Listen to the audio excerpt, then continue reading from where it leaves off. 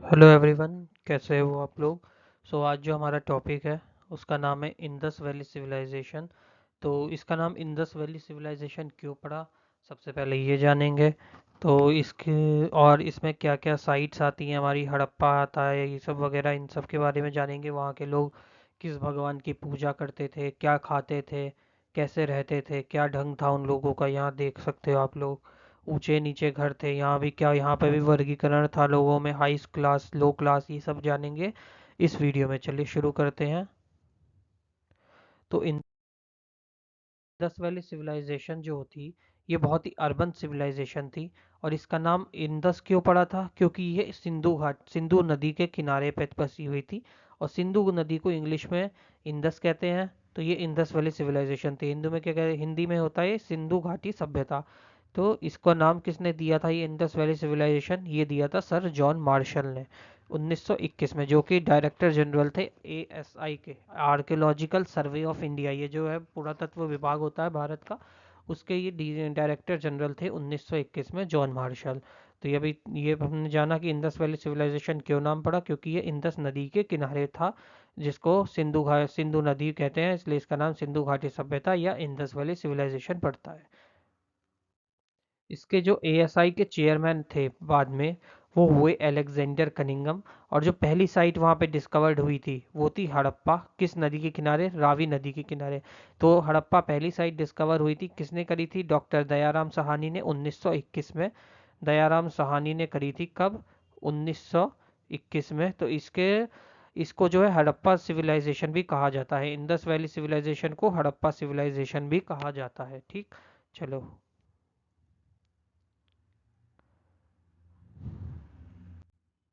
इसका आप देखते हैं हम जोग्राफिकल एक्सटेंट। जोग्राफिकल एक्सटेंट में आ जाता है कि हमारा, ये क्वेश्चन बहुत बार पूछा गया है कि हमारे सबसे पूर्व की ओर में कौन सी साइट है, हमारी पश्चिम की ओर में कौन सी साइट है, ये सवाल आता है। तो ये देखते हैं हम, जोग्राफिकल एक्सटेंशन हमारे जो सबसे ऊपर नॉर्थ साइड में जो है वो जम्मू कश्मीर पड़ता है। तो जम्मू कश्मीर के में हमें कौन सी साइड मिलती है, मांडा। मांडा कौन सी नदी के किनारे है ये है चेनाब नदी के किनारे। फिर नीचे आते हैं हम लोग, जो कि हमारे ईस्ट साइड में आते हैं, पूर्व की तरफ जाएंगे तो उत्तर प्रदेश में मिलती है आलमगीरपुर। आलमगीरपुर जो कि हिंडर नदी के किनारे है। इसके बाद हम अपने वेस्ट में जाते हैं तो बलूचिस्तान पड़ता है, इधर पाकिस्तान वाली साइड में बलूचिस्तान में। तो यहाँ पे सुख्ता जंदौर मिलेगी। फिर आएंगे हम नीचे पश्चिम की साइड में, तो पश्चिम की साइड में हमें मिलती है दहमदाबाद महाराष्ट्र में, जो कि प्रवुर रिवर के ऊपर है। एक मिनट पानी पी लूँ मैं।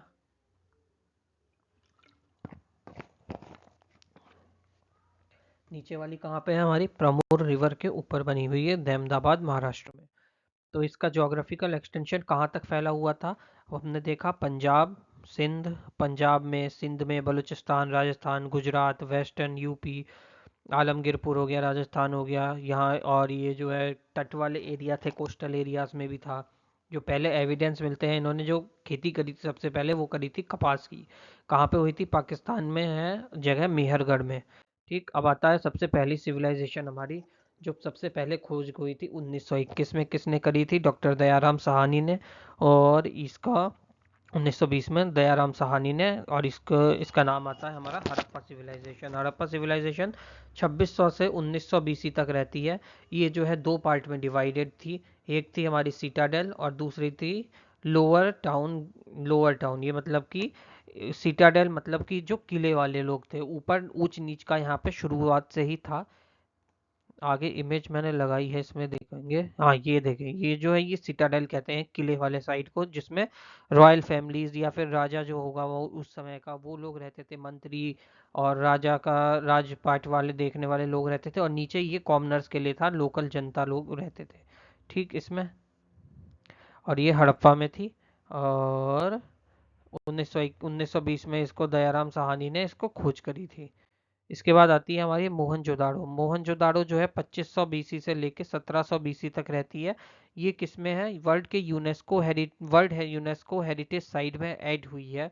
और मोहनजोदड़ो है, ये भी जो है दो पार्ट में डिवाइडेड थी, एक सिटाडेल मतलब वो किले वाला एरिया, और दूसरा लोअर टाउन एरिया। ठीक, फिर आता है ग्रेट बाथ। इसमें जो है ग्रेट बाथ, जो कि एक बहुत बड़ा सा बात मतलब कि बहुत बड़ा सा टब बना हुआ था। टब किस चीज़ का था वो, पत्थर का बना हुआ था, जैसे उसे माना जाता है कि वो कोई रिचुअल्स के लिए था, मतलब होली प्लेस थी, वहाँ पे आके स्नान करके पूजा पाठ करने जो भी लोग जाया करते थे वो था, उसके लिए बना हुआ था ग्रेट बाथ। और साथ में ग्रेट ग्रीनरी, मतलब अनागर रखने के लिए बहुत बड़ी जगह बनी हुई थी। स्टोन आर्ट्स जो थी वो थी एक बियर्डेड मैन, दाढ़ी वाला आदमी एक, और एक डांसिंग गर्ल थी जो कि ब्रॉन्ज की थी, कांस्य की बनी हुई एक डांसिंग गर्ल का स्टैचू मिलता है, एक बियर्डेड आदमी मिलता है, वो नेक्स्ट स्लाइड में आपको दिखाऊंगा।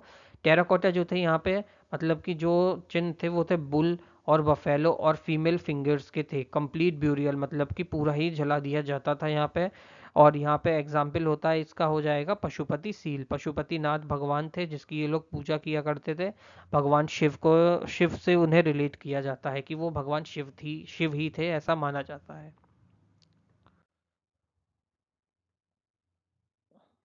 ये है वो सील, ये है वो बियर्डेड मैन, और ये है डांसिंग स्टैच्यू। ये दोनों हड़प्पा सिविलाइजेशन से मिले थे। अब इसके बाद आता हमारा राखी गढ़ी। राखी गढ़ी कहाँ पे पड़ता है? हिसार, हिसार डिस्ट्रिक्ट में। हिसार डिस्ट्रिक्ट हरियाणा में किस नदी के किनारे? सरस्वती नदी के किनारे पड़ता है ये। और यहाँ पे हमें डीएनए का एनालिसिस, डीएनए एनालिसिस किया था किसके? कंकालों का, जिस जो कि पता चलता है कि उस समय लोग वहाँ पे रहा करते थे। यहाँ पे जो टाउनशिप थी वो बहुत ही मटी और बर्न्ट ब्रिक्स, मतलब कि जो आजकल ईंटों का इस्तेमाल होता है वैसे ही ईंटों का इस्तेमाल हुआ करता था, जली हुई ईंटें, कच्ची ईंटें नहीं। और यहाँ पे पूरा ड्रेनेज सिस्टम जो है सही तरीके से बना हुआ था, नाली बनी हुई थी, प्रॉपर सैनिटेशन था, और वॉशरूम जाने के लिए पीछे गड्ढे बने हुए थे। ये सब चीज़ें राखी गढ़ी में पहले से थी, मतलब ये अपने समय से एडवांस में था, एडवांस सिस्टम था। और पूरा ड्रेनेज सिस्टम गेट के बाहर जो है पूरी बढ़िया से, क्या कहते हैं, नालियाँ बनी हुई थी कि पानी कुछ रुके नहीं, सारा ड्रेनेज होके बाहर निकल के चला जाए घरों से। और यहाँ पे बर्न मैड ब्रिक्स थे, floor were made up of the earth and plaster, plaster हुए हुए थे। और जो एलिगेटर सिंबल जो है इस समय डिस्कवर किया गया था किसमें? रानी राखी गढ़ी में, जो कि हरियाणा के हिसार डिस्ट्रिक्ट में पड़ता है। किस नदी के किनारे? सरस्वती नदी के किनारे। इसके बाद आ जाता है हमारा धोलावीरा। धोलावीरा जो है ये गुजरात में पड़ता है, धोलावीरा। और ये एक कोस्टल एरिया में होता है, और ये कोस्टल एरिया में पड़ता है मतलब, और ये कब से कब तक है? 3500 से लेके 1800 बीसी तक है। ये जो है इंक्लूड होता है वर्ल्ड हेरिटेज साइट में 2021 में। यहाँ पे हमें 3 टाइप में डिवाइडेड होता है। अभी तक हम देख रहे थे 2 थे, एक सिटाडेल था और एक लोअर टाउन था, लेकिन अब जो है यहाँ पे धोलावीरा में 3 पार्ट्स में डिवाइडेड है। सबसे पहले आता है सिटाडेल, सबसे ऊंची बिल्डिंग, फिर आता है मिड टाउन, एंड देन आता है लोअर टाउन, मतलब कि अमीर, मिडिल क्लास, और ये लोअर मिडिल क्लास, इस तरह से हम लोग इसे जान लेंगे। इसके बाद हम देखेंगे कि जो स्टोन्स हैं उसका इस्तेमाल किया जाता था कंस्ट्रक्शन करने के लिए। स्पेशल ब्यूरियल स्ट्रक्चर था, जलाने के लिए अलग अलग सा ब्यूरियल, दफनाया जाने के लिए अलग सा स्ट्रक्चर्स बनाए गए थे। पॉटरी, जो बर्तन थे वो रेड और ब्लैक कलर के थे, मतलब ब्लैक पर रेड कलर की नकाशी करी गई थी उन बर्तनों पर जो भी पॉटरी मिली थी। बफ थे, red, red fair and buff ware pottery, buff ware potteries थी। और ये जो थे इसमें सोफिस्टिकेटेड, मतलब बढ़िया से वाटर हार्वेस्टिंग सिस्टम बना हुआ था ढोलावीरा में। जैसे अभी हमने पढ़ा था उसमें, इससे पहले वाली साइट में हमने पढ़ा था कि उसमें बिल्कुल ड्रेनेज सिस्टम बहुत बढ़िया थे, और इस वाली में जो है हम देखेंगे कि वाटर हार्वेस्टिंग सिस्टम बहुत अच्छे से हो रखे हैं। फिर आता है हमारा कालीबंगन। कालीबंगन जो है ये राजस्थान के हनुमानगढ़ डिस्ट्रिक्ट में पड़ता है। किस नदी के किनारे है? ये सरस्वती नदी के किनारे। कब पाया गया था? 3500 से 2500 बीसी के बीच में था। और इसे कालीबंगन इसलिए कहते हैं क्योंकि यहाँ पे ब्लैक बेंगल्स मिले थे, इसलिए इसका नाम कालीबंगन पड़ गया।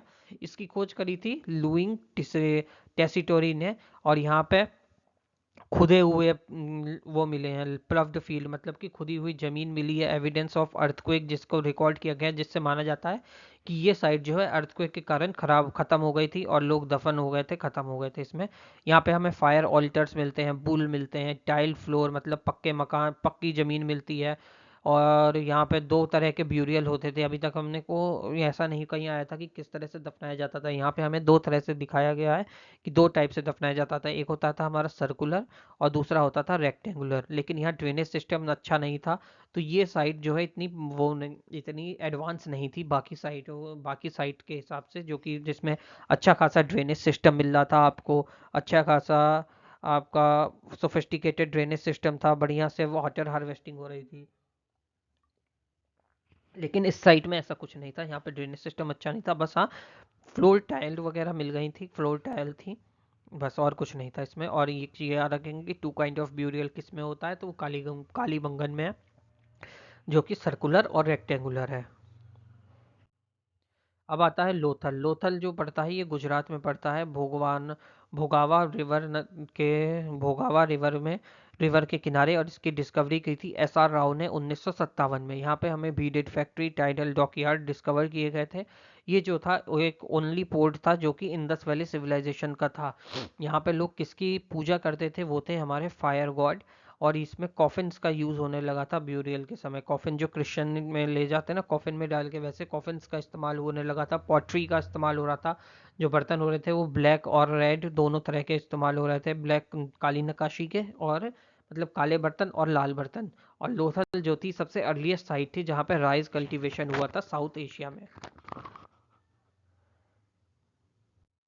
इसके बाद आती है हमारी बनावली। बनावली जो है वही हिसार राजस्थान में, हिसार डिस्ट्रिक्ट हरियाणा में पड़ती है। Beed barley evidence of both pre Harappa and Harappan culture किसने की थी, आर एस बिष्ट में 1974 में। चन्हू दारो आती है फिर एम जे मंजूमदार 1931 में। सिंध सिंध नदी के किनारे थी। यहाँ पे हमें क्या मिलता है, ये बीड मेकर शॉप शॉप मिलती हैं, वही बीड फैक्ट्रीज मिलती हैं, फुटप्रिंट मिलते हैं। कुत्ता जो है वो एक बिल्ली का पीछा कर रहा है, वो कहाँ पे मिलता है, चन्हूदारो। चन्हूदारो की खोज किसने करी थी, एनजे मंजुमदार ने। और ये किस नदी के किनारे है, सिंधु नदी के किनारे है।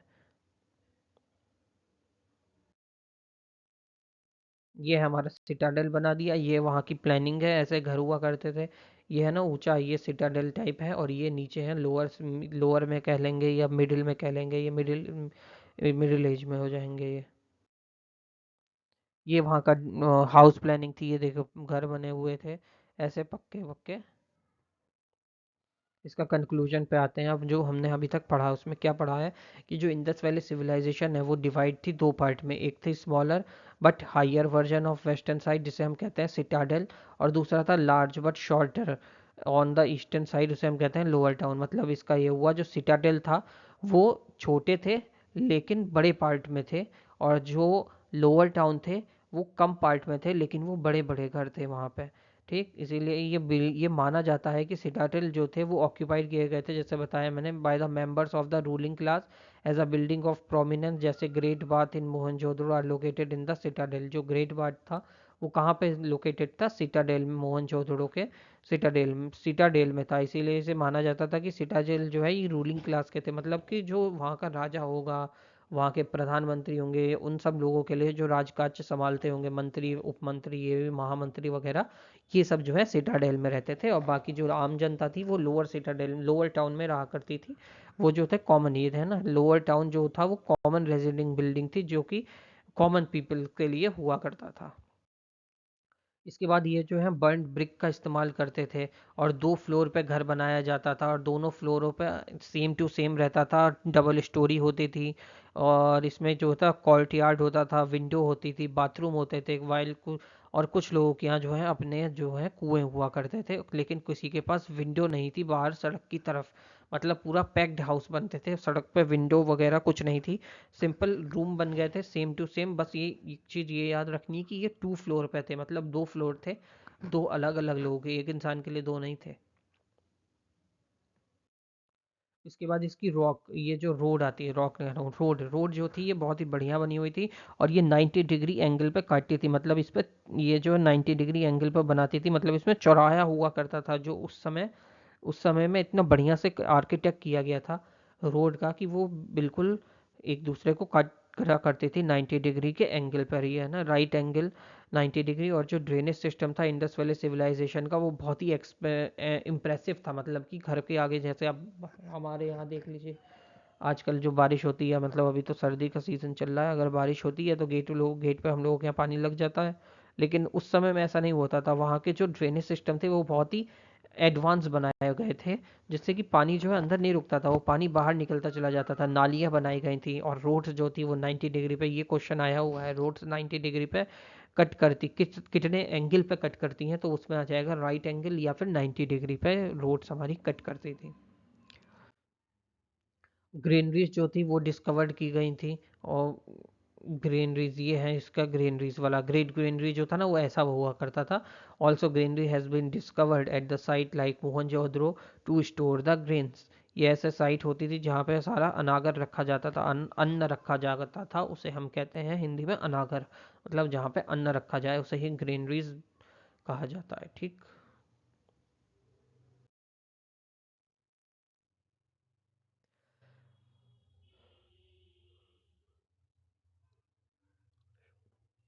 अब हमारे जो है इसकी लैंग्वेज और स्क्रिप्ट आ जाती है, जो कि कभी डिसाइडेड नहीं थी। स्टाइल जो था हड़प्पन स्क्रिप्ट का, वो बहुत ही कैसा था, बॉस्ट्रोफेडन था, जो कि रिटन हुआ करता था राइट से लेफ्ट। हम लोग किधर से लिखते हैं, लेफ्ट से राइट लिखते हैं, लेकिन इसमें पिक्टोरियल फॉर्म में होता था और एक लाइन राइट से लेफ्ट होती थी, दूसरी लाइन लेफ्ट से राइट रहा करती थी इसमें।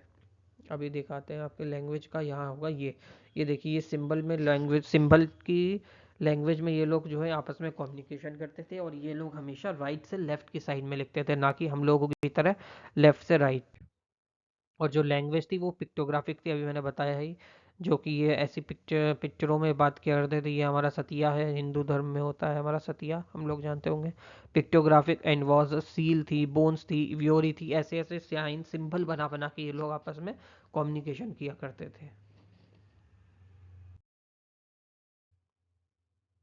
उसके बाद वो उन्होंने किस रिलीजन में मानते थे, क्या रिलीजन बिलीफ थे उनके, ये है हमारे, ये है यूनिकॉर्न, जो कि वहाँ पे पाया गया था इंडस वैली सिविलाइजेशन में ही। यूनिकॉर्न जो था डिफरेंट नेम, जिसका नाम था पशुपति, और यहाँ पे 7 mothers and compounded creature, this figure are now largely included into Hindu religion. ये है हमारा यूनिकॉर्न। यूनिकॉर्न जो दिखाते हैं ना, घोड़े के सींग, घोड़े के मिडिल में जो होता है वो सींग होती है, उसे यूनिकॉर्न कहते हैं। ऐसे ही हमारे इसमें ऐसे ही हमारे इसमें पशुपति नाथ थे, ये हैं पशुपति भगवान। और इनके पास जो है ये एनिमल है एलिफेंट, इनके पास जो है एनिमल है, ये एलिफेंट है, ये टाइगर है, ये बफेलो है, ये राइनोसोरस है, ये सब दिखाए जाते हैं। और ये यहाँ पे डियर भी है। और ये यहाँ पे पूछा भी गया है क्वेश्चन की, जो पशुपति नाथ है उनके पास कौन कौन से एनिमल्स हैं, उसमें से 3 एनिमल रॉन्ग थे और एक सही था, तो इसको ये एनिमल्स याद करने जरूरी है इसमें। ये वहाँ की ज्वेलरी हुआ करती थी। यही वो बीट फैक्ट्री में बन के बनाया करते थे ज्वेलरी जो थी।